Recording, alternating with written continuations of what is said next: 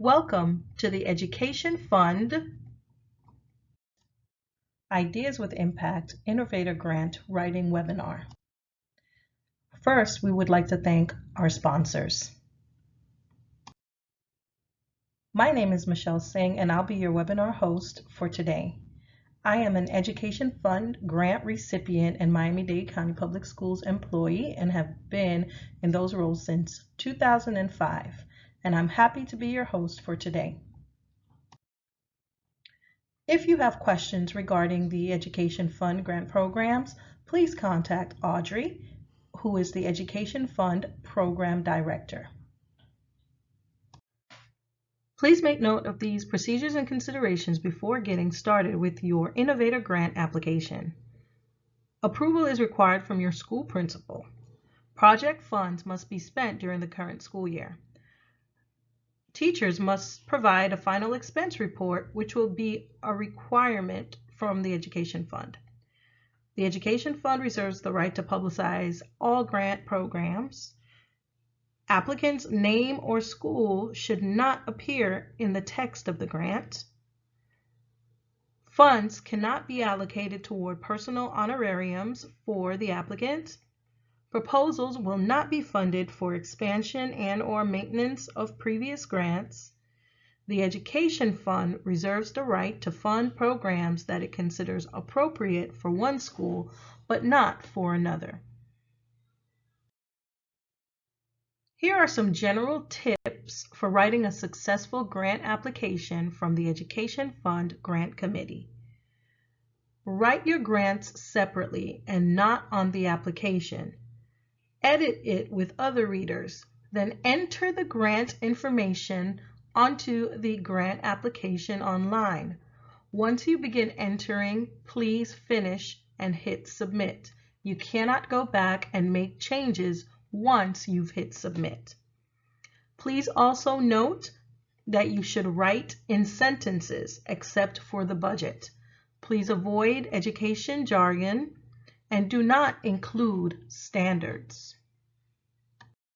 Here's how to access the grant application online.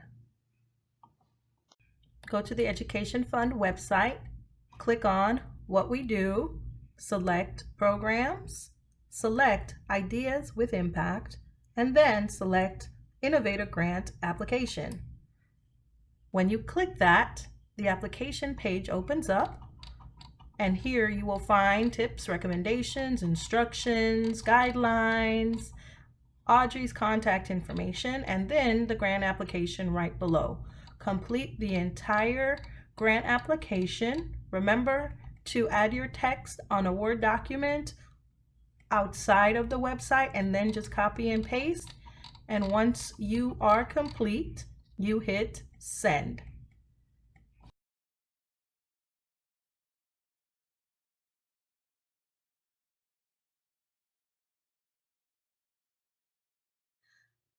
Now let's get started with your grant application.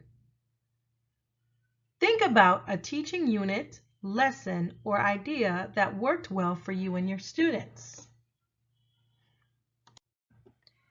Consider the following as you're thinking.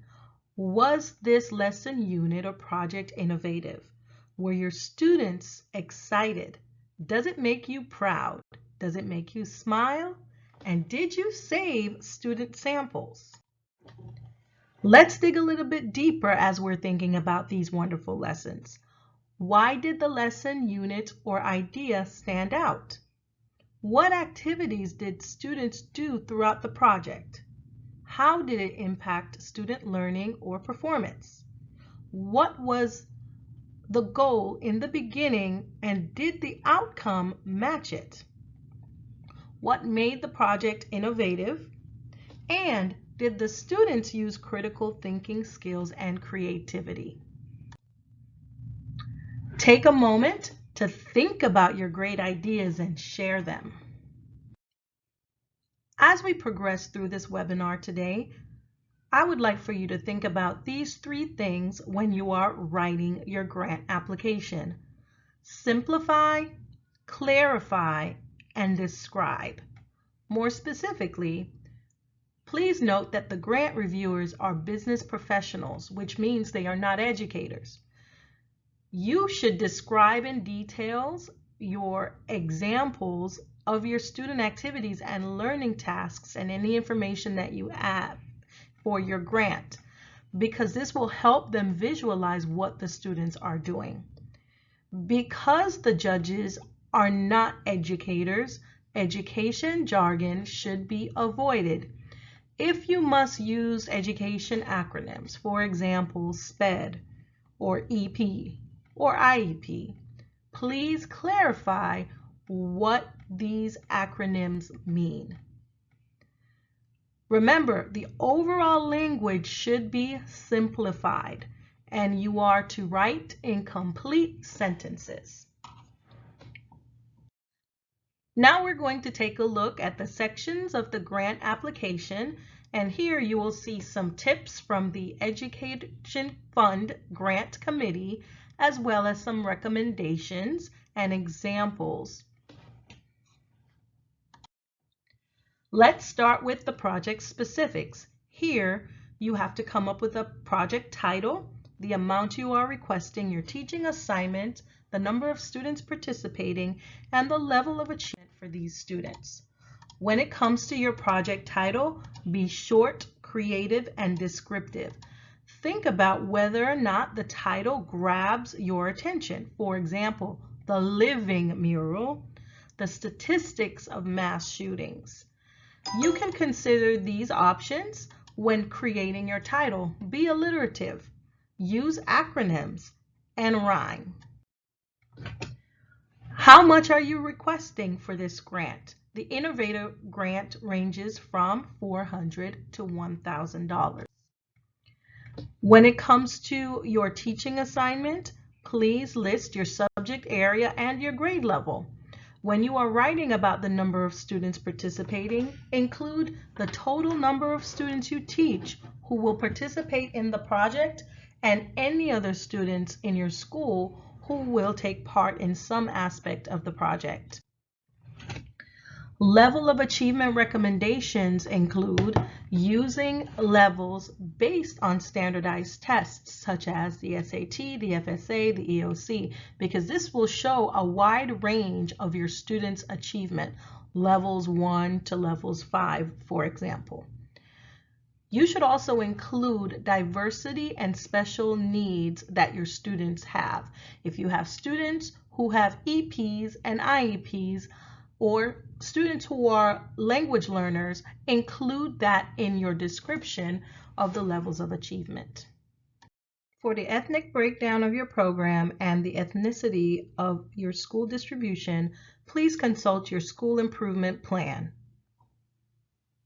At this time, I'm going to take a pause to give you some time to think about the sections that I've just talked about so you can jot down some notes. Please feel free to pause your screen. Let's talk about the summary of your project. For your project summary, this should be one paragraph, and it should be a description of who, what, why, and how. Here are some tips from the Education Fund Grant Committee. For this section, describe the specific problems the students in the project have. Then describe your project and the items that you need to purchase for this project.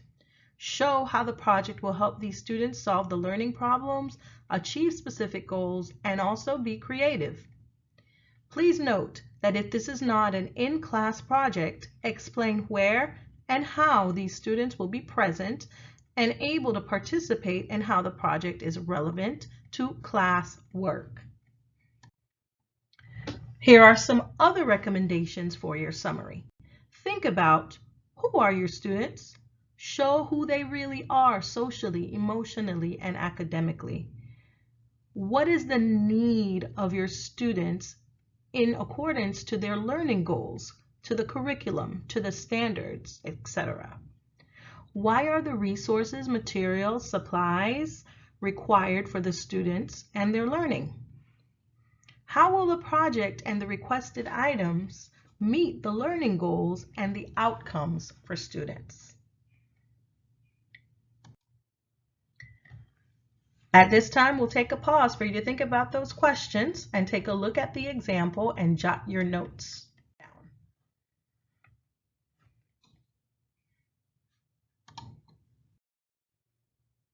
A part of your project description is to think about why it is innovative. Here are some tips from the Education Fund Grant Committee. Describe how the project is totally new, is a variation on similar ideas, or is adjusted to a new age group. Describe how the project requires hands-on learning and creativity by the students. Here are some recommendations for innovation. Think about if the project motivates students in a new way through hands-on and real-life experiences. Does the project's activities challenge students to use 21st century skills and higher order thinking? Does the project offer an improved way to do or learn something? Does the project have a lively and enriching take on traditional curriculum? Let's pause for you to jot down some notes, and while you're doing that, take a look at these examples. Now let's get into the meat of your application. This is where you describe your project in detail. Think about what need does this project fill? Here are some tips to help you with this section from the Education Fund Grant Committee. Describe the overall project. Focus on one major example and then go in detail. Make it sound so interesting that the judges will want to do it too.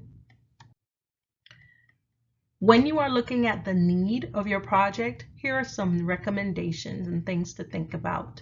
How does this project align with the curriculum, pacing guides, district mandates, and state standards? Think about this. This project is a need because it will prepare students for and fill in the blank. Next, is this project interdisciplinary? Are there opportunities for students to experience other learning outside of the current content? This project is a need because it will prepare students for fill in the blank. Does this project provide authentic real-life learning experiences for students? Are learning activities hands-on? This project is a need because it will expose students to, and you can fill in the blank there. Finally, does the project expose students to skills like the 21st century skills, which they need for college and career readiness? If it does, fill in the blank with this project is a need because it will expose students to the 21st century skills. As you are describing your project, it is very important that you sell your project so that you are standing out. One way to do that is by using rhetorical appeals. You can weave in these elements in your writing. For example, ethos or ethical appeal, you can weave this in by telling stories about what the students, who the students are and their needs, all while discussing the importance of your curriculum. This will help you build credibility with the readers or the judges. In terms of logos or logical appeal, you want to tie in research and what the research says about your topic and state what the students do, what their tasks are. These are facts. These are statistics and data and quotes. These are the things that add logical appeal to your writing. For pathos or emotional appeal, this is where you can sprinkle those charged words and phrases in your description. You can use words and phrases like students deserve or innovate, motivate, inspire, challenge, empower, and crave. These vivid descriptions or this vivid language really pulls on the readers or the judge's heartstrings. And when you're able to use all three appeals throughout your writing, you are really selling your project. In these ethos examples, The teacher tells stories of students in her class, building credibility. It also shows the importance the project has on the students and the need for this project. Feel free to pause to read the examples. In these two logos examples, you can see that the teacher uses a quote to add to her description of what the project is about. In the second example, facts are used about the coding program to describe it. Feel free to pause to read the examples in depth. In these two pathos examples, you'll see that the teacher was selective and strategic in the word choice for their description. For example, words like imprint, high quality, well planned, strategically, fail-proof were used for an improved effect. At this time, feel free to hit pause to jot down any ideas you have about your project description. And remember, try to incorporate the rhetorical appeals.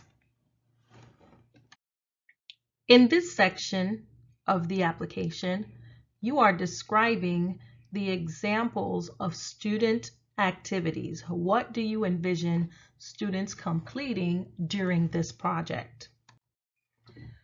The tips from the Education Fund Grant Committee states that you should use lots of students will do sentences. You should also show students solving problems and being creative. Here are some recommendations for you when it comes to your student activities. Think about and answer the following questions. What are the tasks students will do each day, week, or month? What skills are students honing while completing the learning tasks? What is the teacher doing or providing to help the students have success? What outside resources or activities are included to amp up the activities? We will take a pause for you to jot down your ideas and view the example on the next slide. Here's an example for you to consider while you're on pause. Now we will talk about your projected timeline. These are the activities that you are describing by month to show that the project is well planned. Here are some tips from the Education Fund Grant Committee. Show how your project fits into the regular studies. Concentrate on this project only and not your entire school year. Please consider these recommendations while developing your timeline. Remember to list the tasks students will do each month in class and at home. Show how the learning tasks students complete tie into the content area or the curriculum. Add any interdisciplinary connections students will be part of during the project and include time for the evaluation or summative assessment in the timeline. Let's take a pause and look at the example while on pause on the next slide. Next, we have the project evaluation. How will you determine if your objectives have been met?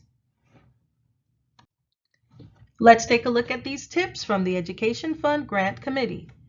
Base your evaluation on this project and not the whole school year. This can be a test, but it can also be a demonstration, a performance, a composition, an experiment, a competition, or other creative evaluation. These recommendations can help you as you develop the evaluation part of your grant application. Do the standards align objectives match what is being evaluated? What are the learning activities and are they measurable? Are there multiple forms of assessment, both formative and summative? Are rubrics being used to evaluate the student performance?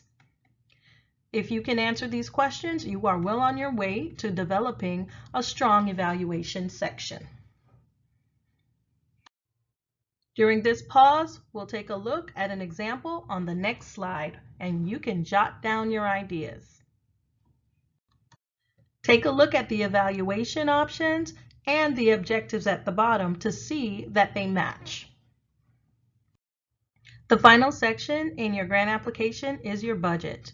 In your budget, you have to please include where you intend to buy your items, your item quantity, and the cost of each item. And you should also specify if anything else is being provided by others, such as parents or the PTA or items that you already have in your classroom. You should also include your total budget and the total amount that you're requesting from the Education Fund. Here are some tips from the Education Fund Grant Committee about the budget section of your grant application. They recommend that you list things in the same order. You make the list easy to read. Please note that judges often look at the budget first. So if the items being requested are part of equipment already available, mention it. And if the items being requested can be used in the future, also mention it.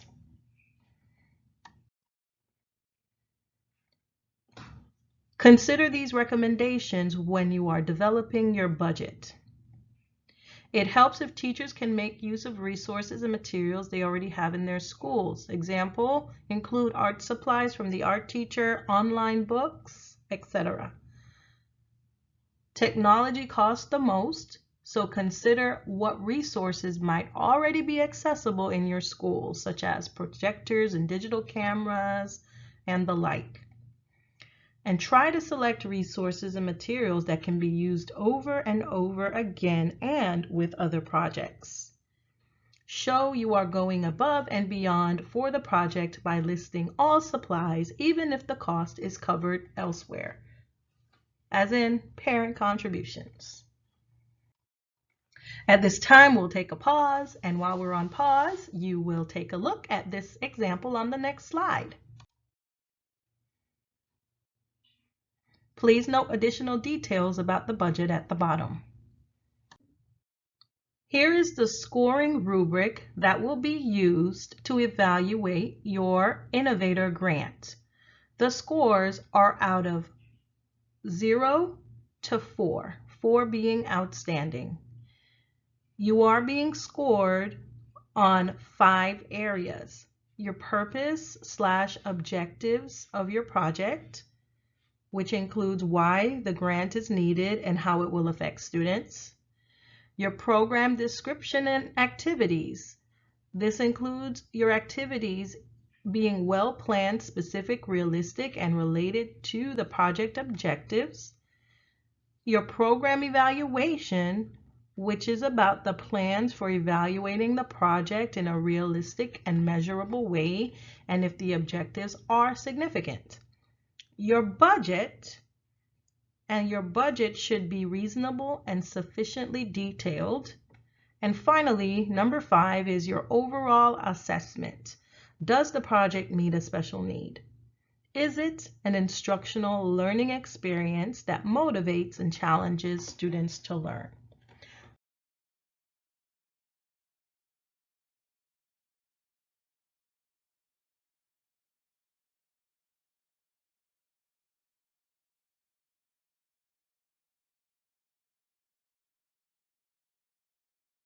As we come to a close, please take a look at these final reminders from the Education Fund.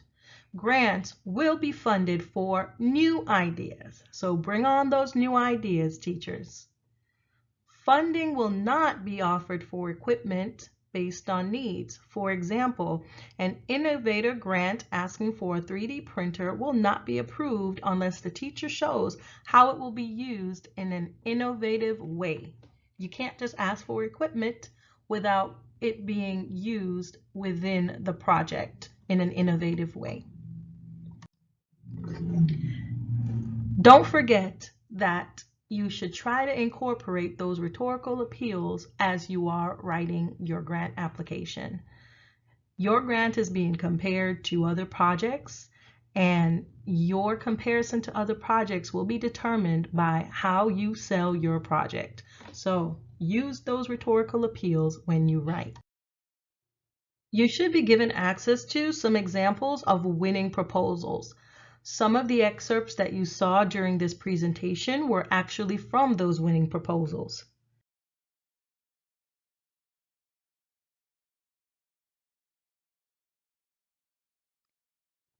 As you review the winning proposals, reflect on them by responding to the following questions. Does a project meet a specific need? Which ones? What impact does a grant have on the students? Are students motivated and challenged during the learning activities? Do the learning activities provide a lively and enriching take on the traditional curriculum? Do the learning activities include hands-on experiences such as simulations and real-life situations? How were the student activities described? Are they well-planned, specific, and realistic? Do the objectives and what is being evaluated match? Are the activities measurable? Is the budget feasible? Are the asks reasonable and practical? How so?